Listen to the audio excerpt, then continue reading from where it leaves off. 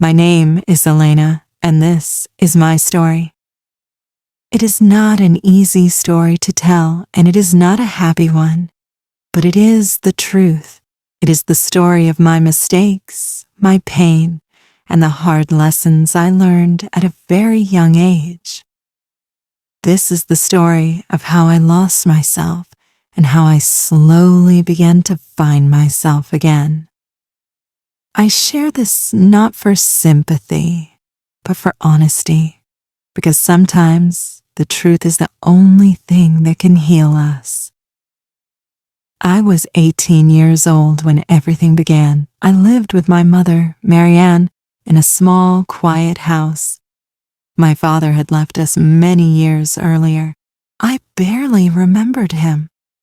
All I remembered was the silence he left behind. My mother never spoke badly about him, but I could see the sadness in her eyes. She worked long hours, came home tired, and spent most nights alone. I grew up watching her loneliness, and it broke my heart. I wanted her to be happy. I wanted her to feel loved again. For years, it was just the two of us. We depended on each other, but as I got older, the distance between us slowly grew.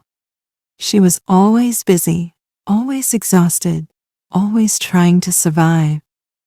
I understood that, but I still felt invisible sometimes. I felt like no one really saw me. No one really listened. Then one day, my mother met a man named Victor. Victor came into our lives quietly. At first, he was just someone my mother talked about at dinner. She smiled when she said his name. That smile alone made me hopeful. When I finally met him, he seemed kind. He was polite, well-spoken, and attentive. He made my mother laugh in a way I had not seen in years. It felt like light had returned to our home. Victor started visiting often. He brought flowers for my mother and small gifts for the house. He remembered details about my life.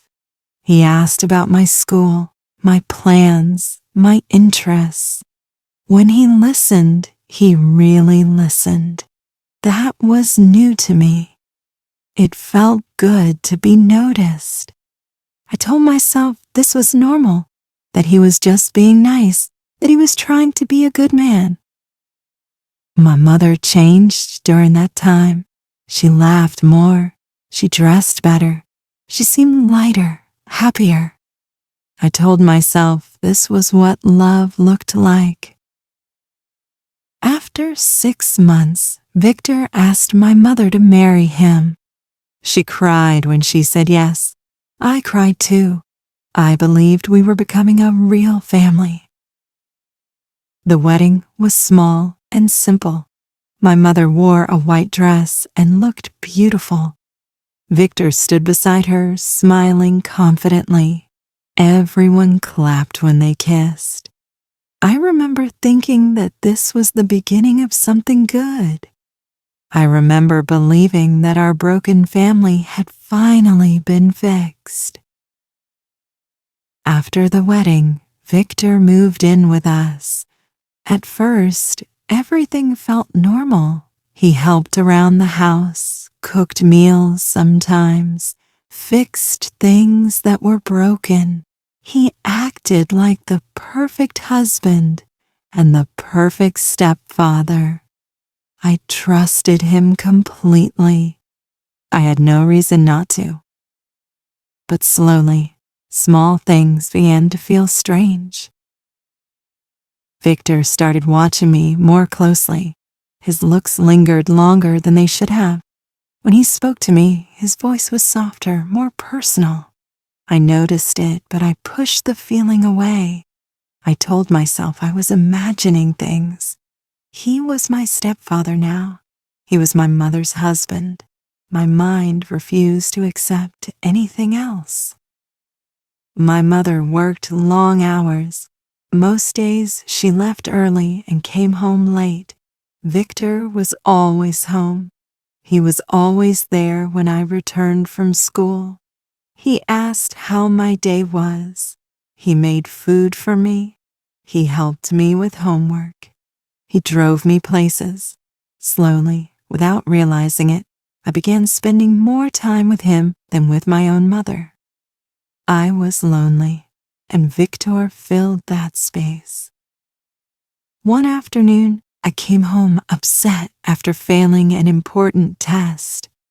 I felt ashamed and stupid. Tears filled my eyes before I could stop them. Victor noticed immediately. He sat beside me and spoke gently. He told me that one test did not define me. He told me I was intelligent and capable. Then he took my hand. I still remember how my heart raced at that moment. I felt confused and uncomfortable. But I didn't pull away. I didn't know why. That was the moment everything changed, even though I did not understand it yet. After that day, Victor started messaging me privately. At first, the messages seemed harmless. He asked how I was, wished me good night, checked on me when my mother was asleep. Then, the messages changed.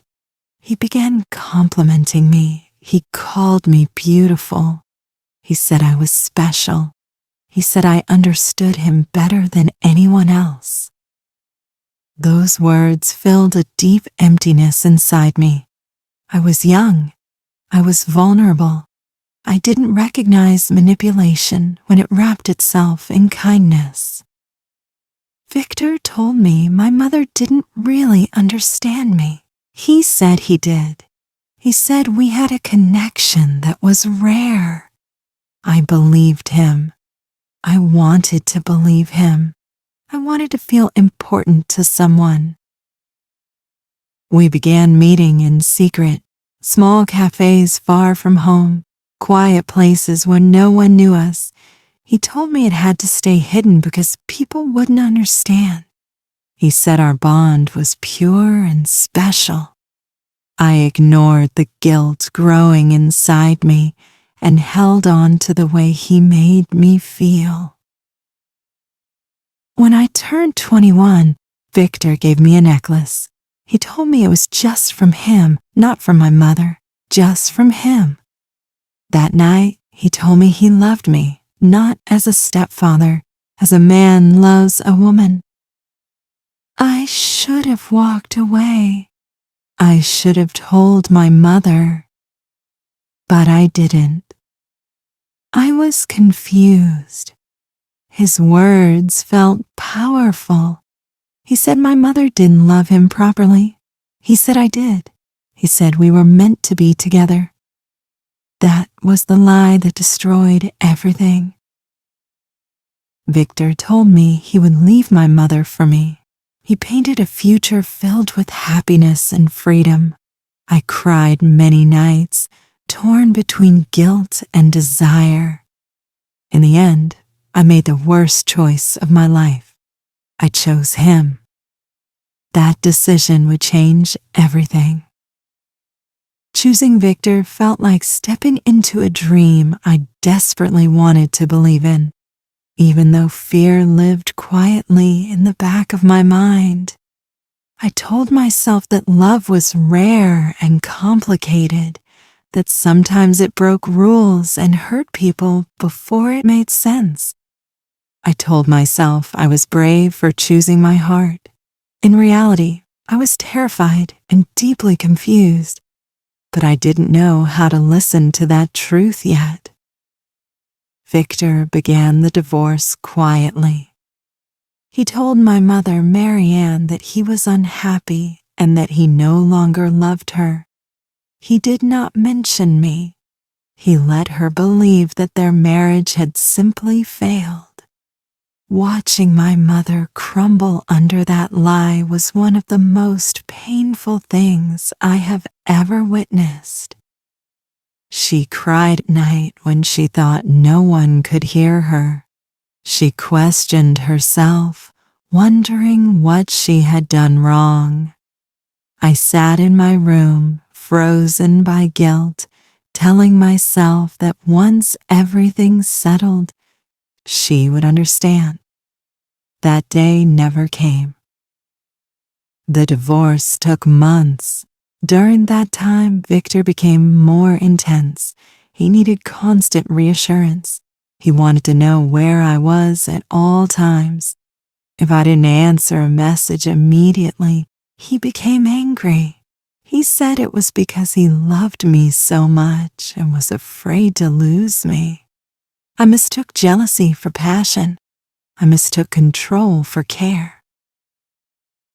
When the divorce was finalized, Victor asked me to marry him. He made it look romantic. He got down on one knee, held out a ring, and spoke about forever. I said yes, believing that this sacrifice would eventually be worth it. I believed that love would fix everything we had broken. The truth came out shortly after. My mother found out about us through someone else. I did not have the courage to tell her myself.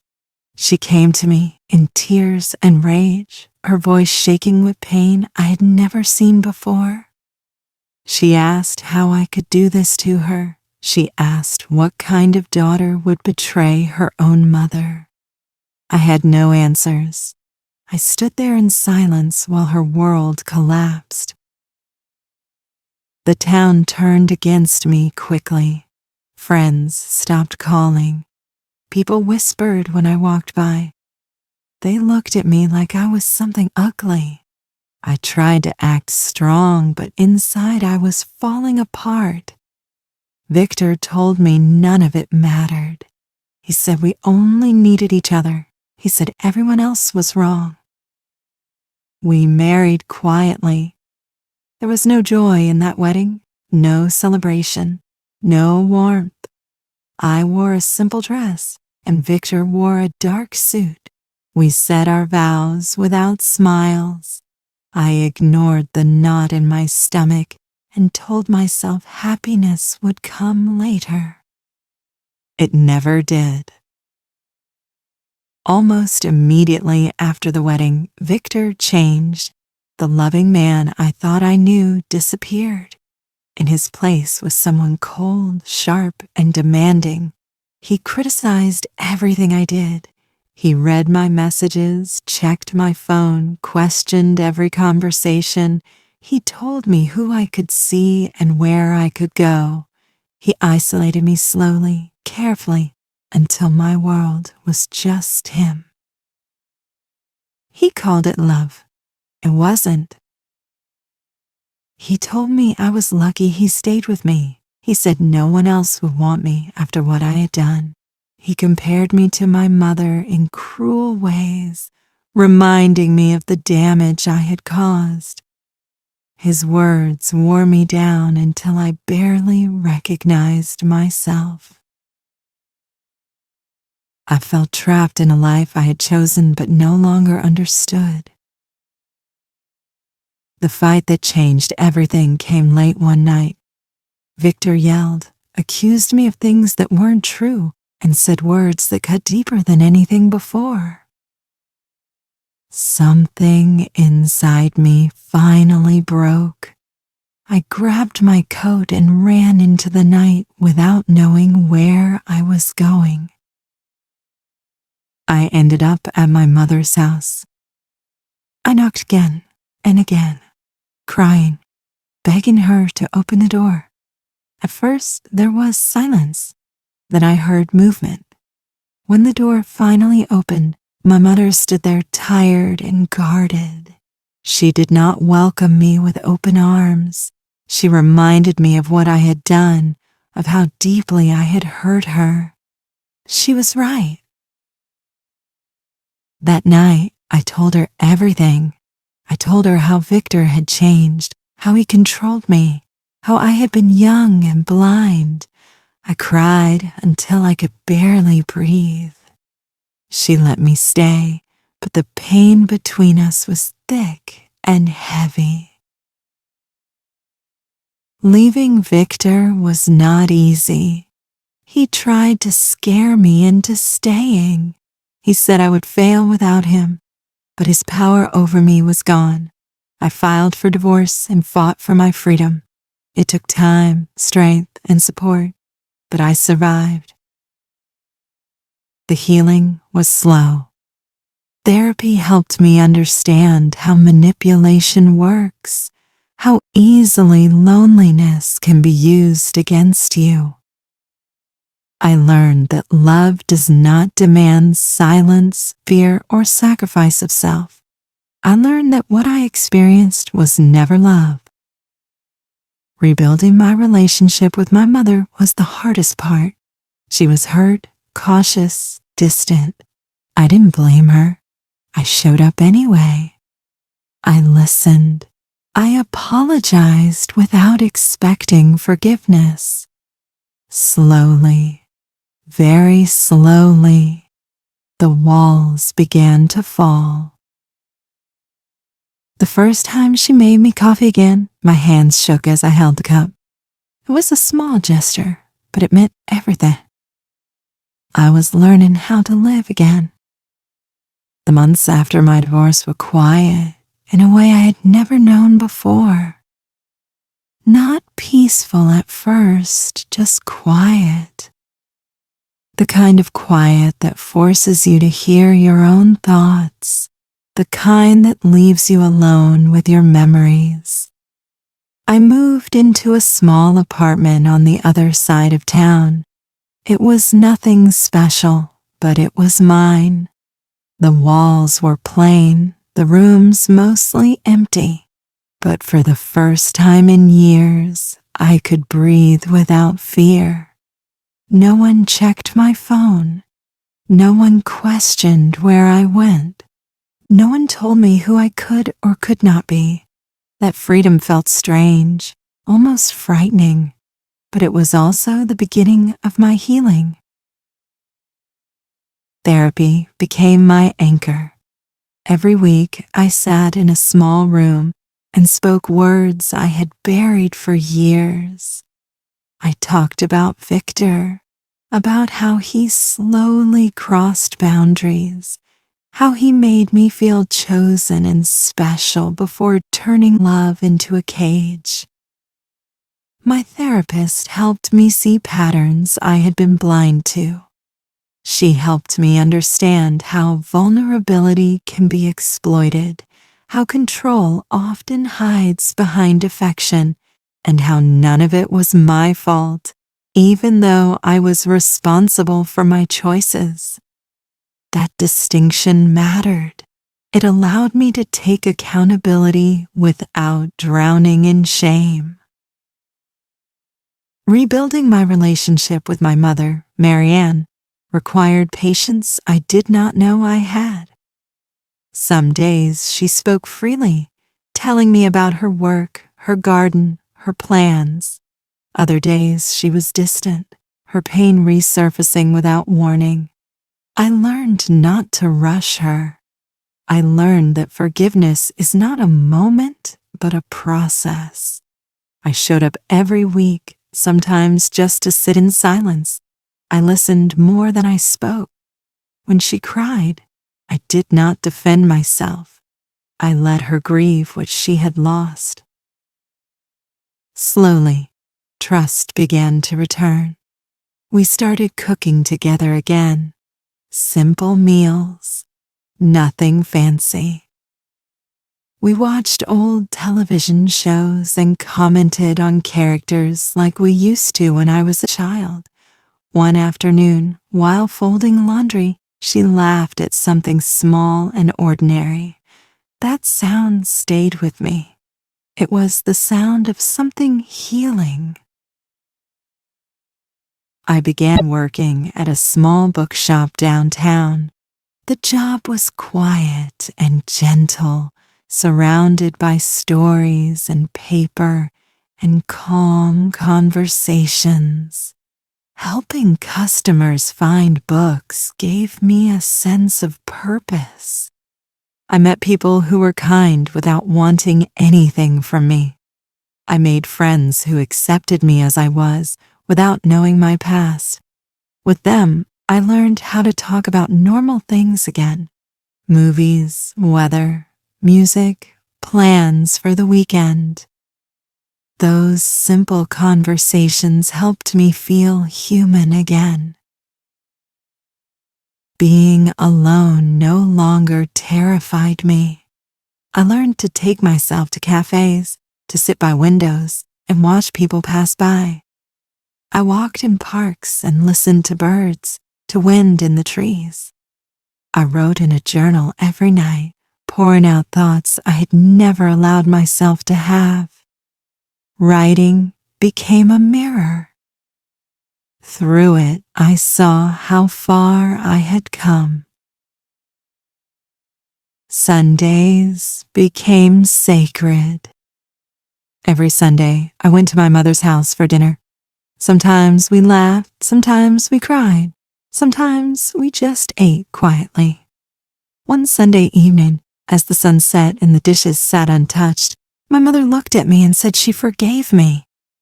Her voice shook, but her eyes were steady. She said it took time and prayer, but she forgave me. She said I was her daughter, and nothing could change that. I broke down completely. She held me the way she used to when I was little. In that moment, I felt whole for the first time in years. Seeing Victor again was unexpected. It happened in a store months later. He stood beside a young woman, barely older than I had been when he first noticed me. For a moment, my chest tightened, but then something surprising happened. I felt nothing for him. No fear, no longing, just clarity. He looked away quickly, as if ashamed. I walked past him without stopping. That was the moment I knew he no longer had power over me. As time passed, I felt a growing desire to help others. I began volunteering at a local center that supported young women in unhealthy relationships. The first time I shared my story out loud, my hands shook. My voice cracked, but I kept speaking. I spoke about manipulation, about control, about how love should never feel like fear. Women listened. Some cried. Some nodded in recognition. I realized my pain had meaning now. One girl, Ivy, stayed after a session. She was 19, frightened and confused.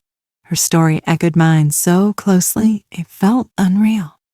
I sat with her, held her hand, and told her the truth I wish someone had told me. I told her she deserved better. I told her she was not broken. Weeks later, she returned to tell me she had left. She hugged me and said my words gave her strength. That moment changed me. I understood then that survival can become purpose. I am 30 years old now. I live alone in a small apartment with blue walls, plants on the windowsill, and shelves full of books. My home feels safe. My life feels honest. My mother visits often. We cook, talk, laugh, and remember. We have built something new from what was broken. I know now what real love is. Real love does not rush. It does not isolate. It does not demand silence or obedience. Real love respects boundaries. Real love gives space. Real love allows you to grow. My mother taught me that, not through words, but through forgiveness. I am no longer ashamed of my story. It is painful, but it is also proof of my strength. I fell, I failed, I hurt people, and I hurt myself. but I stood up again. I learned. I healed. I became someone stronger, kinder, and wiser. If you are reading this and something feels wrong in your life, listen to that feeling.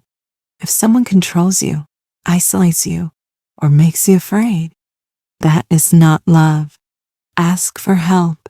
Speak to someone you trust. You are not weak for needing support. You are human. My story is about mistakes, but it is also about second chances. It is about forgiveness, healing, and hope. I am Elena. I survived. I learned. I am free. And my life, finally, is my own.